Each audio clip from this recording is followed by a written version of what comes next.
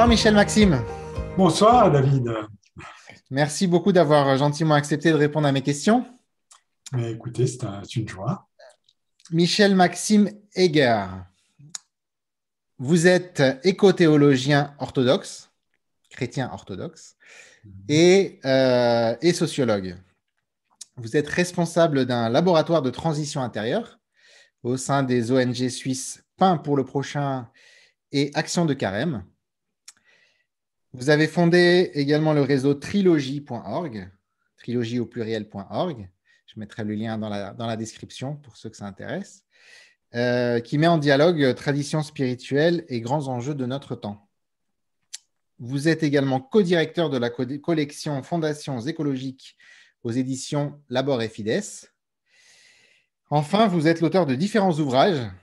Je vais citer les deux derniers en date, à ma connaissance en tout cas, qui ont été publiés en septembre 2020, je crois, à moins qu'il y en ait un en préparation ou plus récent, mais c'est les derniers que j'ai trouvés. Donc, le premier, c'est Lettres cachées du cœur, voix au pluriel de la contemplation, dans lequel vous proposez des textes extraits de la Philokalie, qui est le fameux recueil d'écrits mystiques datant du 4e au 14e siècle et cher aux chrétiens orthodoxes notamment. Moi, pour l'anecdote, j'ai une version plus complète de la Philokalie en un tome. Et elle n'existe plus, mais préfacée par Olivier Clément, le grand Olivier Clément. Ouais, en fait, c'était 2 tomes. Ah, c'était deux? Bah, moi, j'en ai Oui, oui, un. oui. Je croyais qu'il Oui, était il y a complet. un jaune et un bleu. Ah, moi, j'ai le jaune. Ah, voilà, il y en a un deuxième. Il y en a un deuxième qui est aussi gros que le premier. Ah, bah, d'accord. J'ai déjà eu du mal à trouver celui-là, donc je ne sais pas si j'arrive à trouver le deuxième. Oui, ça date déjà Ça depuis. date. Ouais. Le deuxième livre, donc, c'est Se libérer du consumérisme, dans lequel vous proposez des pistes d'exploration de notre intériorité pour, comme son nom l'indique, se libérer de notre dépendance à la consommation et aller vers une sobriété heureuse ou joyeuse, si chère notamment au grand Pierre Rabhi, qui nous a quittés et qui, si je reprends une expression orthodoxe également, qui est né au ciel, si belle expression, le 4 décembre dernier. Michel Maxime, est-ce que vous voulez ajouter quelque chose à la présentation? Non, non, ça me paraît très complet. Ce que je pourrais juste préciser, mais ça, vous ne pouviez pas le savoir parce que c'est tout récent, c'est qu'en fait, Pain pour le prochain a fusionné avec une autre ONG. D'accord. Donc, et maintenant, c'est l'EPER. Donc, en fait, le laboratoire de transition intérieure est porté par Action de Carême catholique et EPER côté réformé protestant. Voilà. D'accord, Petite précision. ça marche. On passe aux questions? Allons-y. Allez, première question. La vie a-t-elle un sens? Waouh! Alors, c'est vrai que cette question, ça me fait penser à la réponse, alors un peu en forme de boutade, hein, mais en fait, c'était très sérieux, que donnait un auteur que j'aime beaucoup, c'est le philosophe et théologien Raymond Panicard. Une fois qu'on lui demandait c'est quoi le sens de la vie, eh bien, je me souviens qu'il avait répondu là, en fait, sur un mot de l'évidence, mais avec un grand éclat de rire, mais c'est la vie. La vie avec un grand V, c'est-à-dire la vie avec un V majuscule. Et en fait, j'aurais envie de dire, ben, le sens de la vie, c'est, au fond, c'est de vivre en plénitude. Alors, qu'est-ce que ça veut dire vivre en plénitude? Alors, pour moi, et je précise que c'est pour moi parce que ça sera À vous sans que je pose la différent question. pour chacun et chacune. Bien sûr. C'est fondamentalement 3 choses. Alors, d'abord, c'est, je dirais, une vie en plénitude, c'est une vie qui est insufflée, qui est animée par le désir. Alors, une puissance de désir, et ça, il faut préciser, bien orientée, c'est-à-dire en fait libérée de toutes les forces voilà, extérieures ou intérieures qui peuvent justement désorienter cette puissance de désir, qui peuvent lui faire perdre son orient, comme on dit, hein, sa juste direction. Et ça, pour moi, c'est très important parce que je pense que essentiellement, nous sommes des êtres de désir, nous sommes des êtres désirants. Et le désir, il participe, oui, de l'essence de notre être. C'est le philosophe Spinoza en particulier qui le dit. Donc, il y a en nous une formidable puissance de désir, et cette puissance de désir, elle est d'ordre spirituel. Alors, dans la tradition chrétienne dans laquelle je m'inscris, comme vous l'avez dit, en fait, c'est intéressant de voir que le désir, il est lié à l'image de Dieu en nous. Alors, il y a cette magnifique scène au début de la Genèse, hein, qui montre comment Dieu façonne en fait l'être humain avec de la glaise. Et le texte dit, il insuffle dans ses narines une haleine de vie pour en faire un être vivant, une âme vivante. Et Grégoire de Nice, père de l'Église du IVe siècle, la tradition orthodoxe aime beaucoup les pères de l'Église, eh bien, il lie ce souffle de l'esprit à notre puissance de désir.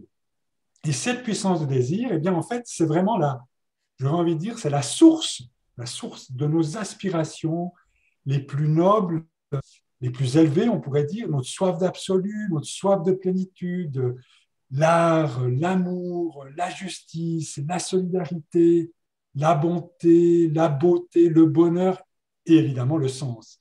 Donc, une vie qui a du sens, c'est vraiment le premier point, c'est une vie qui va aller chercher à satisfaire cette puissance de désir, qui est de l'ordre de l'infini, qui est de l'ordre de la transcendance, dans des réalités du même ordre, c'est-à-dire pas des réalités finies ou de l'ordre de l'avoir, comme nous y invite le système économique qui, justement, épuise la terre et détruit le vivant.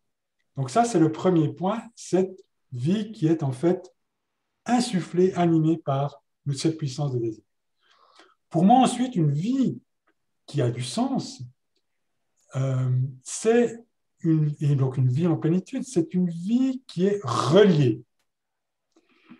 Alors une vie en connexion, une vie en communion, et en communion avec, j'aurais envie de dire, toute la communauté du vivant, avec tous les êtres, humains, autres qu'humains, qui composent en fait la création. Donc, être et vivre en plénitude, c'est être et vivre avec, parce que je ne peux pas donner du sens à ma vie tout seul, centré sur moi-même. Donc, avec les autres, avec tous les autres, aussi autres qu'humains, et puis, point essentiel pour moi, également relié avec le mystère sacré du plus grand que soi, de l'au-delà de moi. Vous êtes en train de faire une transition vers la deuxième question, là, je vous vois venir. Voilà, mais en fait, voilà, on pourra y revenir à la deuxième question. Donc, ça veut dire que c'est une vie vraiment, alors qu'elle est dans l'instant, dans l'instant présent, où on va se rendre présent à la présence divine, on va pouvoir y revenir tout à l'heure, et en fait à ce souffle du vivant qui, pour moi, anime absolument toute la création. Donc, une vie orientée par le désir, une vie reliée, et puis finalement, je dirais pour moi, une vie engagée. Alors, vous avez mentionné en particulier voilà, le fait que je travaille dans un laboratoire de transition intérieure que j'ai créé, qui est porté par des ONG, donc dans le domaine de la transition. Et là, pour moi, on touche à ce que j'aime bien appeler la voie de la personne méditante, militante, méditant, transformation de soi, travail intérieur, militant, transformation du monde, engagement citoyen. Et pour moi, c'est vrai que la vie ne prend son sens que si mon chemin spirituel, mon chemin de transformation intérieure, s'articule à un engagement citoyen, éco-citoyen, pour la transformation du monde, en l'occurrence pour cette grande transition à laquelle la situation dramatique de la planète nous appelle, c'est-à-dire comment on va passer d'un système socio-économique pour aller vite, qui détruit le vivant, pour aller vers des sociétés, au contraire, qui le soutiennent, qui le célèbrent, qui le protègent.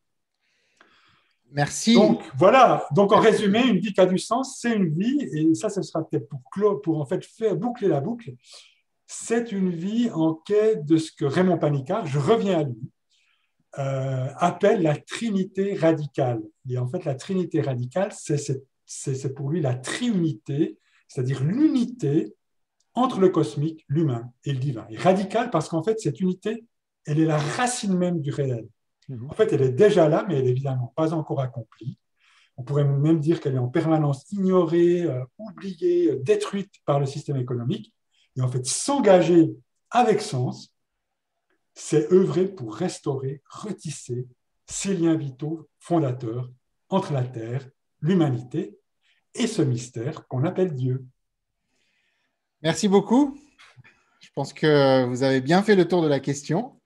J'avais juste une petite une question qui m'est venue en vous écoutant sur le premier point, sur le désir.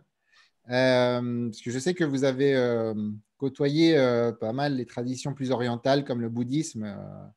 ou autres. Vous avez d'ailleurs vous avez écrit certains ouvrages avec une personnalité américaine qui est bouddhiste notamment. Une femme dont j'ai oublié le nom. Joanna Macy. Voilà, Joanna Macy, exactement. Et cette notion de désir, est-ce que ce n'est pas juste une différence potentielle avec une tradition comme le bouddhisme qui, de ma compréhension en tout cas, semble amoindrir ce désir ou prendre le désir comme quelque chose à éviter peut-être? Oui, alors ça, en fait, c'est une immense question. Donc là, on s'est parti pour une conférence.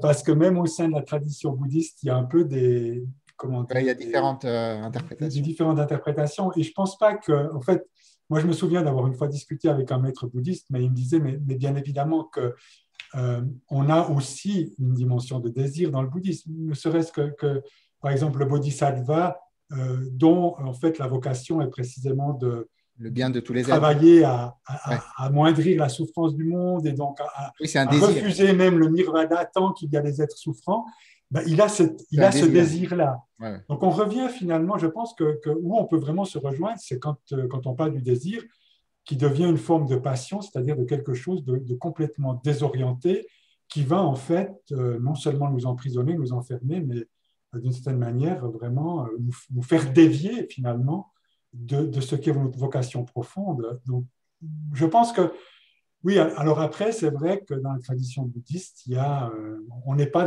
tout à fait dans la même anthropologie, dans la même vision. Oui, je comprends. Merci, on va en rester là pour cette question. Essayons d'approcher quelque peu la notion de transcendance dans la deuxième question. Deuxième question, Dieu pour vous, c'est Oui, alors j'aurais envie de dire, mais ça ne va pas évidemment dans une vidéo comme ça, j'aurais envie de répondre à cette question par le silence. Et de prendre un long temps de silence. Alors pourquoi le silence? Parce qu'en fait, tout à l'heure, je parlais de mystère. Parce que pour moi, en fait, Dieu, et ce qu'on peut mettre sous ce mot, c'est fondamentalement, essentiellement un mystère. Un mystère sacré, alors on aime bien parfois dire un mystère indicible, un mystère ineffable. En fait, c'est une façon de dire que c'est quelque chose, une réalité qui est une réalité pour moi, mais qui échappe à notre compréhension. C'est-à-dire qu'en fait, et là on est, alors la tradition orthodoxe aime beaucoup ce qu'on appelle la tradition de la théologie négative ou apophatique. C'est-à-dire en fait, c'est cette idée que tout ce qu'on peut dire de Dieu ou tout ce qu'on a pu en dire, en réalité, ne peut être ou n'est qu'une approximation, c'est-à-dire une tentative humaine, donc toujours insuffisante, d'approcher ce mystère. Et donc Dieu, en fait, il est au-delà de tous les noms et de toutes les images dont on peut l'affubler. Alors dans les noms, voilà, on parlera de l'esprit, du souffle, de l'un, de l'infini, de Dieu, de la présence, de l'absolu, de réel ultime, etc. Mais en fait, Dieu est au-delà de tous ces noms. Et en fait, un mystère, pour moi, ça ne s'explique pas, ça ne se résout pas comme une énigme. Il faut faire un mystère, ce n'est pas une énigme, mais ça se vit. Et ça se célèbre. Et en fait, on y accède qu'en participant à sa vie même. C'est-à-dire, et ça passe par l'accès à d'autres plans de conscience, d'autres plans de réalité auxquels précisément nous ouvrent notamment la prière et la méditation. Ça me fait penser à une notion que j'ai découvert chez vous pour la première fois dans un livre que vous aviez écrit, La Terre comme soi-même, repère pour une éco-spiritualité, qui était d'ailleurs préfacé par Pierre Rabhi. Absolument, oui. Et dans ce livre, vous parlez notamment de la notion de panenthéisme. Oui. Oui, alors tout à fait. Donc là, panenthéisme, eh bien c'est. Alors, je vais peut-être repartir d'où j'étais, c'est-à-dire qu'en fait, comme je dis, c'est pas parce qu'il est au-delà de notre compréhension qu'on ne peut pas faire une expérience de Dieu ou en avoir une connaissance. Et ça, c'est effectivement d'ailleurs tout ce dont les mystiques en particulier ont témoigné, et ce qu'ils racontent. Ce n'est pas le fruit d'une spéculation ou réflexion intellectuelle en chambre, c'est vraiment en fait le fruit d'une expérience qui s'origine dans le cœur profond, hein, l'être caché du cœur, qui est le centre le plus secret, le plus profond de notre personne. Donc, on pourrait dire par-delà les idées, les sentiments, les sensations. Donc, en fait, on peut faire cette expérience du mystère. Et un des lieux pour faire cette expérience du mystère, c'est précisément la nature. C'est dans la relation à la nature. Et là, je dirais, évidemment, parce que moi, je travaille beaucoup sur l'écospiritualité, vous avez mentionné la Terre comme soi-même, donc ça, c'est vraiment on pourrait dire vraiment mon champ de recherche et de chemin spirituel, c'est cette relation entre la spiritualité et l'écologie. Eh bien, en fait, toutes les grandes traditions de sagesse, d'une manière ou d'une autre, eh bien, elles nous disent, en fait, deux choses en lien. En fait, elles nous parlent de cette présence du divin dans la nature. Et j'aurais envie de dire de deux manières.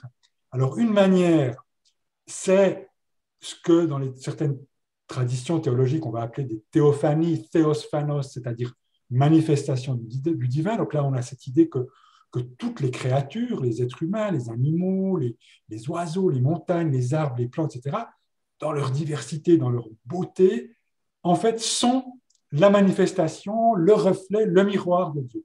À travers les énergies divines, notamment. Alors ça, oui, mais ça, on est dans le miroir. C'est-à-dire que quand je regarde la nature, eh bien, j'ai comme une manifestation de Dieu. Vous savez, c'est Bernard de Clairvaux qui a, dans une lettre, conseillé à un de ses disciples, croisant mon expérience, ça c'est intéressant, cette expérience, on apprend beaucoup plus dans les bois que dans les livres. Les arbres et les rochers t'enseigneront des choses que tu ne saurais entendre ailleurs. Voilà. Dans une certaine relation de profondeur à la nature, quand on se met vraiment à l'écoute du vivant, eh bien, à travers cette écoute, dans cette réceptivité, dans cette réceptivité du cœur profond, on peut avoir justement en fait une forme de vision de Dieu. Et puis après, il y a ce que vous appelez le panenthéisme, les énergies-divismes. Alors le panenthéisme, ça veut dire étymologiquement Dieu en tout et tout en Dieu. Donc ce n'est pas du panthéisme, parce que quand on dit panenthéisme, c'est Dieu en tout et tout en Dieu, ça ne veut pas dire que Dieu est tout ou que tout est Dieu. Hein, c'est pas, voilà, il y a une nuance. Mais là, ça veut dire que dans cette vision-là, la nature, la création n'est pas simplement le reflet ou le miroir de Dieu, de sa beauté, de sa générosité, mais c'est le lieu même de Dieu. C'est-à-dire qu'en fait, c'est le pape François, dans son encyclique Laudato Si, un magnifique texte sur l'écologie, qui dit « En toute créature habite son esprit vivifiant, qui nous appelle à une relation avec lui », où il dit encore « L'univers est en Dieu, qui le remplit tout entier ». Donc on est vraiment là dans cette, voilà, une espèce de inhabitation mutuelle, Dieu qui habite la création et la création qui est en Dieu. Et là, effectivement, on a avec ça, si vous voulez, la nature qui peut être vraiment un lieu où, et à travers une certaine relation à la nature, tissée de respect, tissée de gratitude, tissée d'émerveillement, la possibilité d'approcher ce mystère du divin. Merci beaucoup. Je pense que il serait bon de finir par un petit silence avant d'aborder la troisième question. Comme ça, on respecte le début de votre réponse. Passons maintenant. C'était un petit silence, hein, je n'ai pas pu faire plus. Passons à la troisième question. Après la mort, stop ou encore? Alors ça, c'est aussi une grande question. Alors moi, d'ailleurs, je suis très content que vous posiez cette question parce que je crois qu'il est plus que jamais essentiel, et on l'a aussi bien vu avec la pandémie, de briser en fait le tabou de la mort. Parce que là, je pense qu'on a un véritable tabou de la mort dans nos sociétés, et puis non seulement le tabou de la mort, mais le tabou de notre propre mort.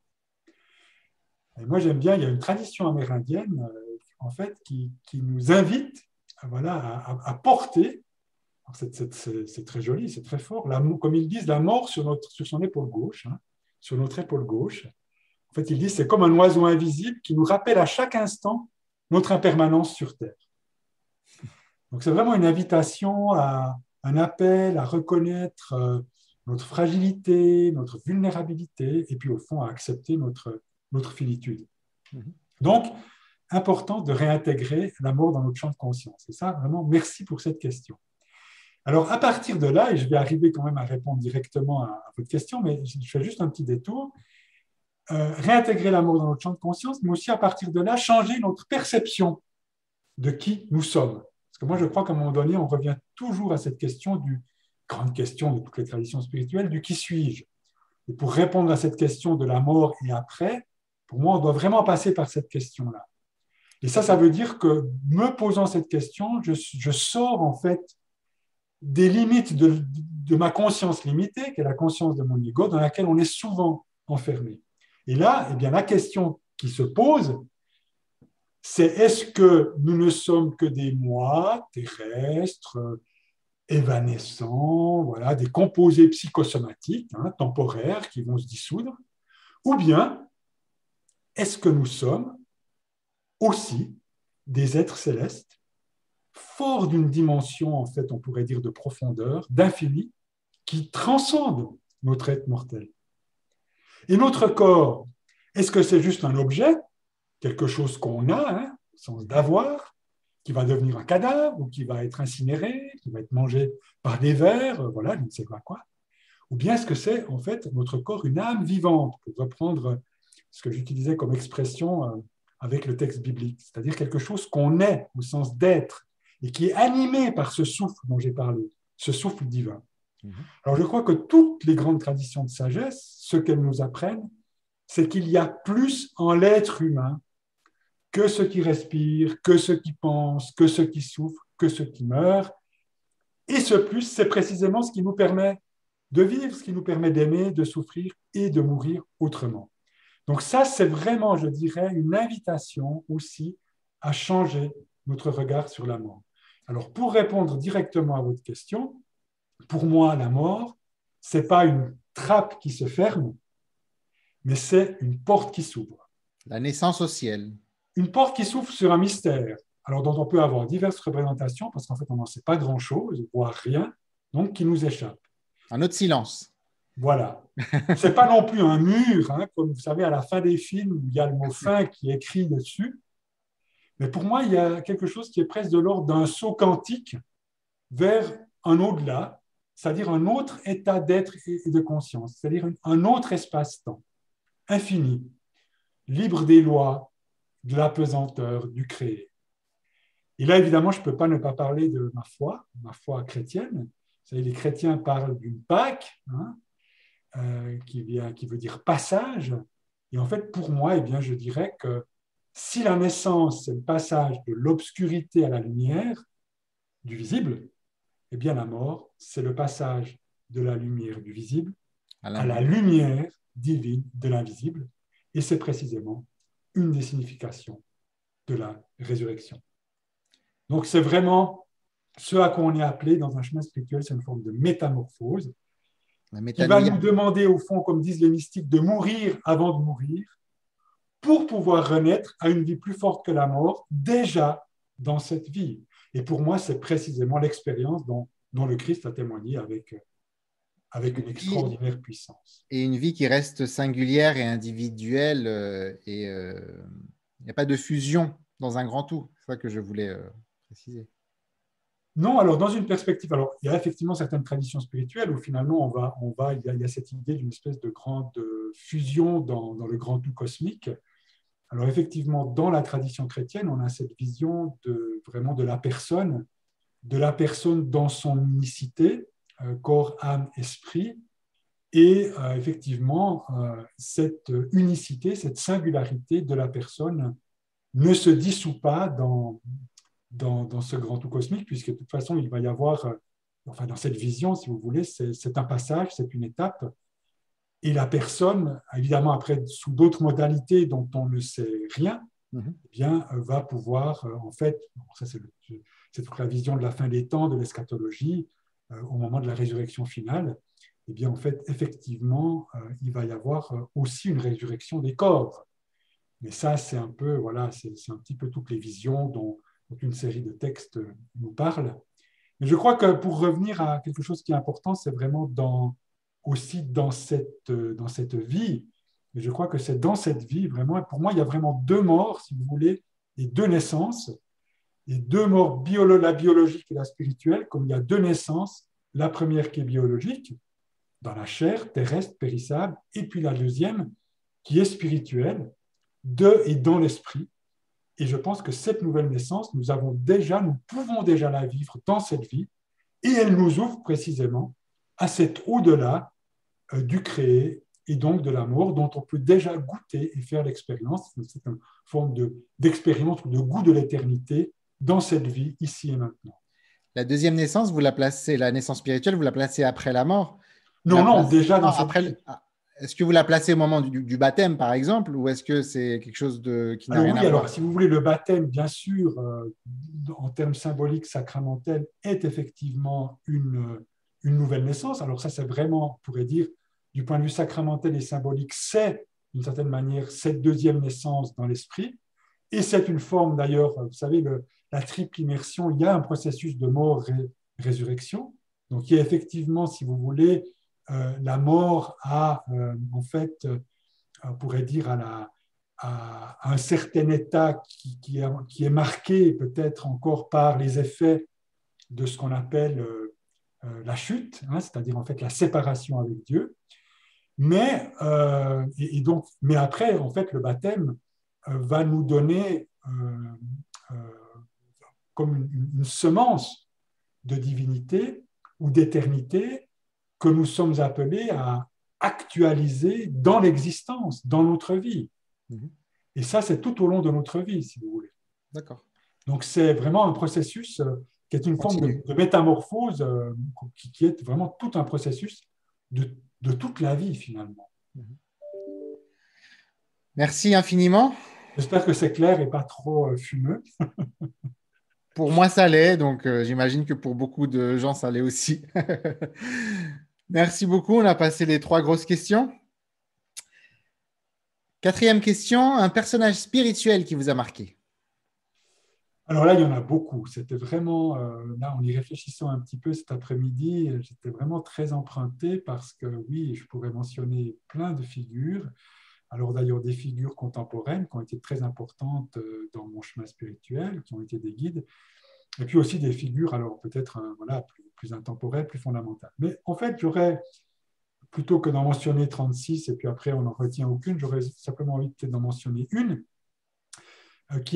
qui m'habite beaucoup et qui m'inspire beaucoup en ce moment en particulier, depuis plusieurs années en lien avec mon chemin éco-spirituel, c'est Saint François. C'est François d'Assise. Dont le pape Jean-Paul II, d'ailleurs, que le pape Jean-Paul II a proclamé le patron céleste de l'écologie. Et alors, c'est vrai que quand on pense à François d'Assise, souvent on pense tout de suite au mystique qui parle aux oiseaux, qui va transformer le très redoutable loup de Gubbio en 12 agneaux. C'est le Séraphin de Sarov italien. Voilà, et puis en plus, c'est un petit peu plus marrant, c'est-à-dire qu'il a aussi engagé un faugon comme sacristain qui est chargé de le réveiller tous les matins pour l'office divin. Voilà. Alors ça, c'est un petit peu la légende dorée, si vous voulez. Mais je dirais que pour moi, au-delà de ça, le poverello, hein, le pauvre, c'est vraiment une très profonde et vivante source d'inspiration écologique. Alors, je vais juste mentionner très rapidement 3 éléments. D'abord, et qui sont un peu comme ça, peut-être 3 mots-clés. Le premier mot, pour moi, c'est sacralité ou émerveillement. Saint François, c'est quelqu'un qui s'émerveille en permanence de la beauté et de la bonté de la création.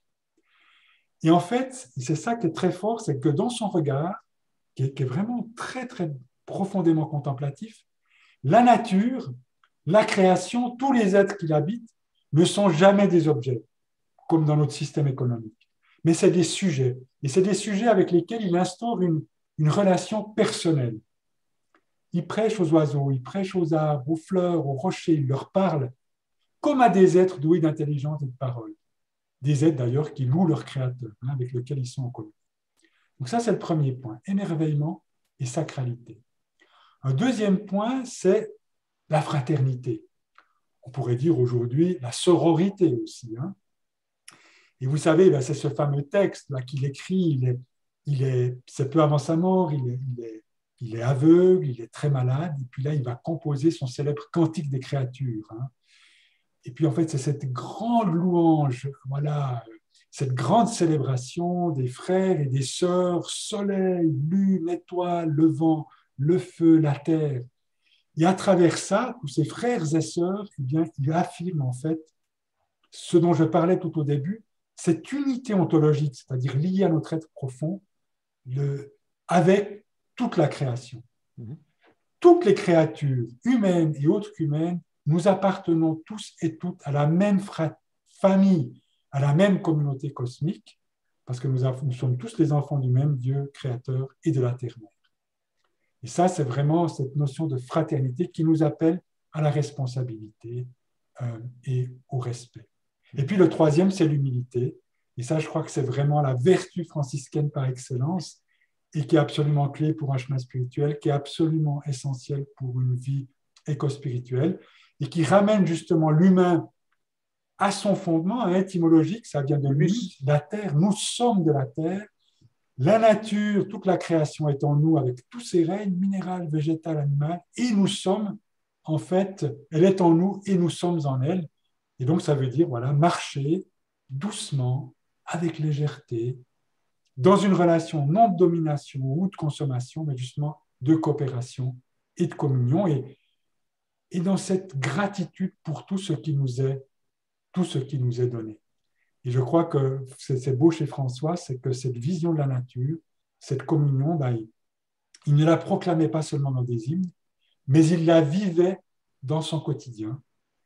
Et voilà, et puis il y a plein de petits exemples qui sont donnés à travers ses écrits ou ce qu'on a écrit sur lui. Et bien, par exemple, un de ses messages à ses compagnons, c'était de ne jamais couper un arbre entier, mais à seulement prendre les branches qui étaient tombées ou les branches dont on avait besoin. Donc voilà, donc une approche finalement pleine de sobriété finalement et de soin du vivant au sens large, un soin attentif fait de compassion et de solidarité. Merci beaucoup. Si je vous demande quel est votre chiffre fétiche, vous allez répondre de 3, hein, j'en suis certain. Absolument, oui. Parce que vous répondez en 3 points à la première question, en 3 points à la quatrième question. Votre réseau s'appelle trilogie.org. Ça fait beaucoup de 3. Alors, en fait, je ne fais même pas exprès. J'ai l'impression parfois que, je ne sais pas, c'est comme si. Alors, peut-être qu'il y avait une espèce de programmation inconsciente liée à mon ADN, je ne sais pas, mais effectivement, chez moi, tout va toujours par 3. 5e question. Oui, j'ai fait 5 questions et pas 3, même. Voilà.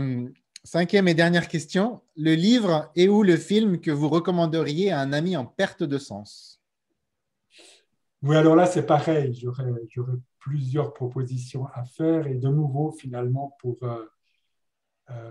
peut-être qu'on retienne quelque chose, j'aurais envie de me concentrer sur une. Et ce qui m'est venu spontanément en y pensant, parce que c'est un film que j'aime énormément et que j'ai revu d'ailleurs récemment, qu'on trouve en DVD, c'est un film japonais qui s'appelle La forêt de Mogari. Je ne sais pas si vous l'avez vu. Non. Alors, c'est l'œuvre d'une cinéaste, pour moi c'est important, c'est une femme japonaise, donc Naomi Kawase. Ouais. Juste avant, vous êtes le 3e chrétien orthodoxe que j'interviewe. Vous êtes le 3e chrétien orthodoxe qui, dans cette question, répond à un film japonais. Ah bon? Oui. Jean-Yves Leloup. Je pense que Père Philippe Dautet a dû répondre aussi à un film japonais. Bon, non, écoutez, alors là, on ne s'est pas du tout concerté et je n'ai pas regardé complètement leur vidéo, donc je n'ai pas... Voilà, vous verrez. Vous verrez, tout à fait. Donc ça, c'est l'œuvre d'une cinéaste japonaise, Naomi Kawase, qui est très intéressante parce qu'en fait, elle est vraiment très chamanique dans son inspiration et son regard. Et ce film, il raconte en fait un chemin, on pourrait dire initiatique, alors c'est vraiment une forme de deuil pour les deux personnages, donc le chemin initiatique d'un vieil homme et d'une jeune femme. Et au fond, le retour à la vie, mais au contact de la nature. Alors, d'un côté, il y a ce vieillard qui est dans une maison de retraite, qui ne s'est finalement jamais remis de la mort, du décès de sa femme, voilà, il y a plus de 30 ans avant. Et d'ailleurs, c'est très intéressant parce qu'au début du film, il il dialogue avec un moine zen, et puis il lui pose cette question, est-ce que je suis vivant? Et le maître lui répond, globalement, il y a deux sens à ta question. Alors, si ton corps a faim, c'est que tu es vivant, mais ça ne veut pas encore dire que tu te sentes vivant au niveau de ce qui est important, c'est-à-dire ton âme. Parce que ton ventre peut être plein, mais ton cœur peut être vide, sec et fermé.